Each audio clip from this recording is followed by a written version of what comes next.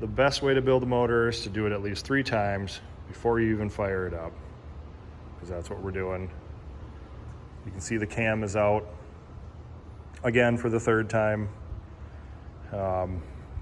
Obviously the whole front assembly's off to get that out. Long and short of that is the cam that I had picked for this motor was based on it having a dome piston, which we no longer have, and the heads that we were running, which we no longer have because I put a hole in one when I was porting it. They kind of all were supposed to work as a combination, so the cam I had picked had a pretty long duration to it. It was at 285, 304 to try to bleed off some of the pressures that we were going to have in the cylinders. But now we have flat tops. We have a different set of heads because I ruined the other ones. And I was talking to a buddy of mine who builds motors and races, and he called me yesterday and said, hey, I got the perfect cam for that motor. Was talking to another motor builder buddy of his. They were talking about this motor. The guy happened to have one on the shelf. Never been run with the set of lifters. It's a Lunati. Pretty sure it's a Voodoo. I believe it's a 273, 278-ish, somewhere in there. So went down, what, 12 steps-ish, 12, 13.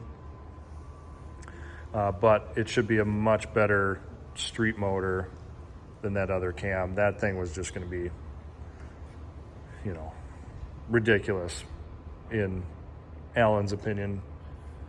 The guy that builds motors, he said he wouldn't even run it in his oval track cars on the dirt track because it's such a big cam. So we're back to this point again, but he's supposed to get that cam today from his buddy. Then we'll put that in here. Push rod should be here today. So then we can put the whole front assembly back on. This is the 3rd oil pan gasket that's been on here, and I'm not throwing this one away. I ripped it a little bit trying to get this front cover off because I had that on when the pan got put on. So we're gonna just put a little black, ultra black there and seal it up. Call it good. Other projects that we got around in the shop right now, the Belvedere has its hood up because I've been just looking at the carburetor, trying to figure out why it's got such a problem with falling on its face when you stab the throttle, other than being a motor that's completely worn out and I'm wanting it to operate like it's a finely tuned machine when it's barely holding on. But it's holding on because it's a 318. So, but what I'm thinking, and maybe you guys can give me some advice, I've been trying to get the accelerator pump adjusted so that when you get a little blip of throttle into it, that it gets a nice little squirt of fuel. Well, I can move it quite a bit, and I just start getting a dribble after like an inch. But I can't adjust that anymore without that lock nut wanting to walk itself off. I have noticed, now mind you, I don't know that much about carburetors, I'll be honest. Or obviously motors if I'm building things 3 times. But there is a slot down here to move this cam. I believe it's to move the cam. Come on. It has number 2 on it, right next to the other flathead. So I'm wondering if I can adjust that maybe to a different position. I don't know. Maybe that moves it. Maybe that makes it worse. But I'm running out of adjustment. And maybe it's just other issues and I'm just barking up the wrong tree. But I can tell you, if you're looking to put an ignition system in your old car, that is the box to go with. I can't recommend them enough. This motor with the old points ignition would spit and sputter when it was idling, missed on 5 of the 8 cylinders, if not 8 of the 8 every once in a while. You know, that common every once in a while.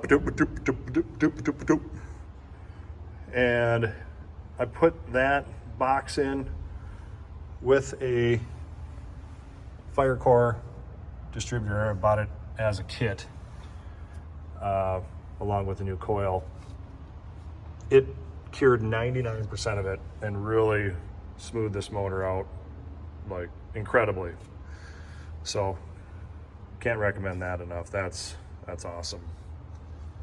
And then over here we got the 440 block of Gavin's that's now painted, ready to go back together. He found this in a barn, truly in a barn, a buddy's barn.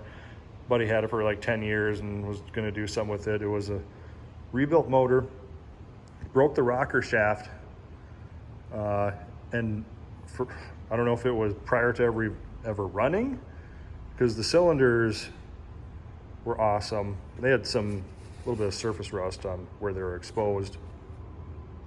The cam has no wear marks on it. The lifters are completely clean, new.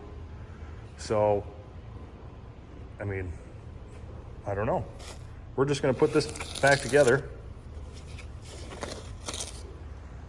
And that's gonna go into his Fury, his 68 Fury convertible.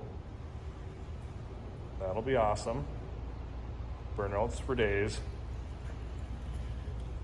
But I still think the 360 is gonna be faster because it's in the B body.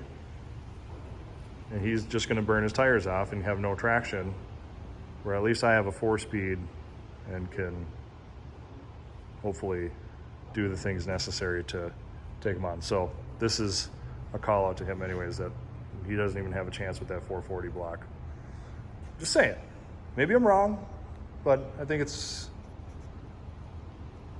I think it's doable. Anyways, thanks for watching. I'll let you know once we get this thing back together. And let me know if you want to see more about the 440 as we put that together. Maybe do a 360 install video on this guy.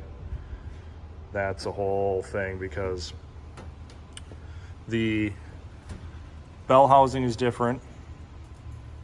The transmission or the shift linkage is all different for the pedals. So there's a lot to do there. But we'll get that in a different video.